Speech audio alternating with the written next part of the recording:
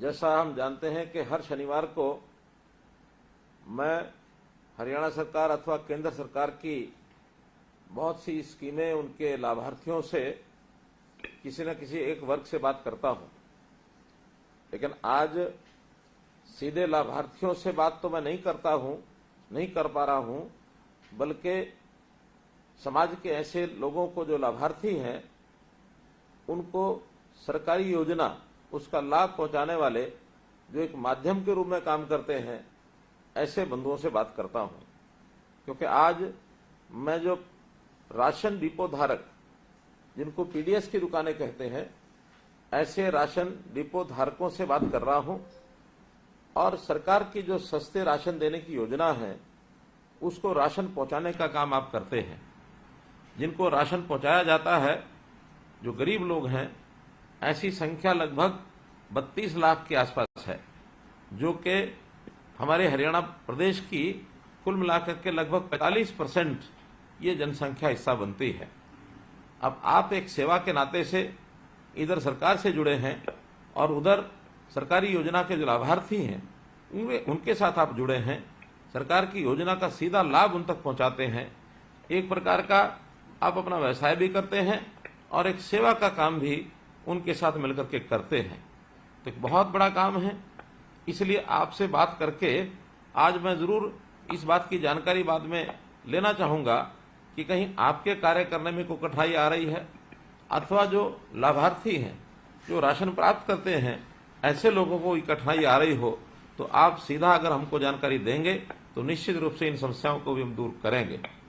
मित्रों, जैसा प्रधानमंत्री जी नरेंद्र मोदी जी ने देश भर में अंत्योदय अभियान चलाया है और उस अंत्योदय अभियान के अंतर्गत हर गरीब व्यक्ति की पेट की भूख मिटाना, ये उसका उद्देश्य है। और उसी उद्देश्य के माध्यम से एक प्रकार से योजनाएं चलाई गई। और मैं यदि कोविड-19 जो महामारी फैली थी, उस समय की अगर चर्चा करता हूं, तो दरिद्र नारायण को जो भी सहायता आपके माध्यम से दी गई, बहुत बड़ा काम प्रधानमंत्री गरीब कल्याण अन्न योजना के माध्यम से वो किया गया। और सब लोगों ने उस समय आपकी भी सराहना की, मोदी जी की भी सराहना की, सरकार की भी सराहना की। अब ये काम हम लोग जो कर रहे हैं, ये आज से नहीं है, ये आजादी के समय से चल रहा है। और आजादी के समय जैसी इसकी जरूरत हुई थी, उस समय शुरू किया गया था। उस समय थोड़ा प्रकारांतर से कुछ काम ऐसे थे जो हम सीधा करते थे। आज युग बदल गया है, टेक्नोलॉजी ने भी उसका सहारा लिया है। उस समय राशन हमारे पास पहुंचता था, राशन लेने वाले आते थे। बहुत से लोगों को उनकी शिकायत होती थी कि हमको राशन नहीं मिला, हमको राशन कम मिला, हमारा राशन कोई और ले गया, हमारा राशन कार्ड कट गया। ऐसी बहुत सी चीजें ये सब होती थी। पुराने राशन कार्ड, उनके अंदर सदस्य बढ़ाना, सदस्य कम करना, ये भी आसानी से होता नहीं था। तो ये सब चीजें हमारे माध्यम से ही होती थी।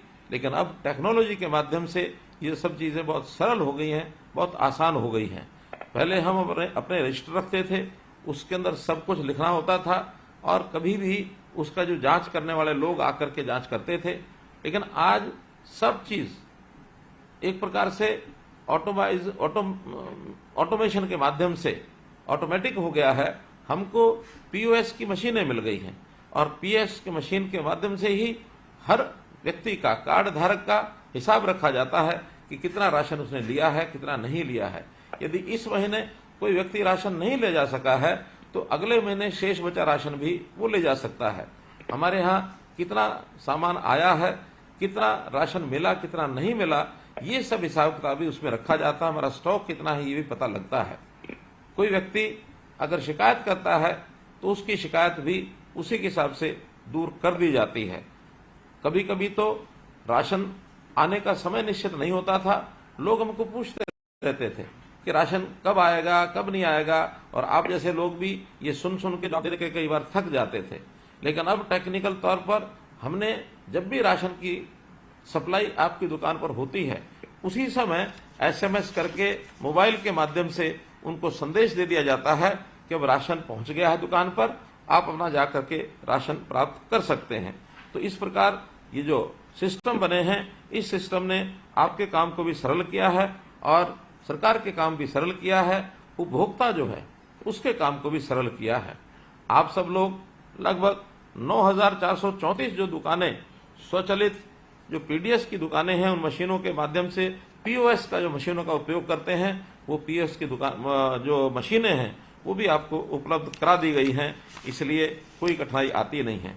मुझे खुशी है इस बात की कि हमने इस बार जो एक आदेश निकाला है कि राशन की दुकानें, ये भी महिला सशक्तिकरण के नाते से जो प्रयोग किया कि 33% महिलाओं को राशन की दुकानें दी जाएंगी, तो जो नई राशन की दुकानें खुलेंगी उसमें महिलाएं अगर अप्लाई करती हैं तो प्राथमिकता के तौर पर उनको जो है वो दिया जाता है। तो इस प्रकार से आगे बढ़ते हुए हम लोगों ने ये भी व्यवस्था की है कि जो डीलरों की जितनी भी समस्याएं हैं, उन समस्याओं को भी हम सरकारी तौर पर आपके हितधारक जो है पीडीएस हितधारक, उसकी भी समस्याओं का हल करें, ऐसा हमने काम किया है।